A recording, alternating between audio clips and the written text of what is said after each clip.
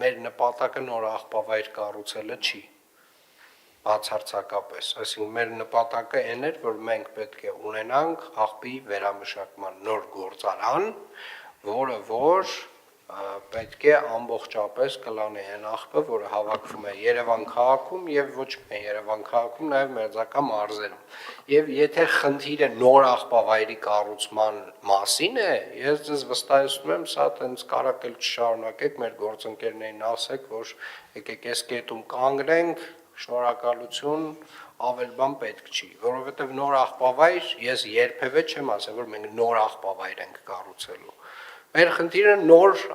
աղբի վերամշակման գործարան կառուցելն է։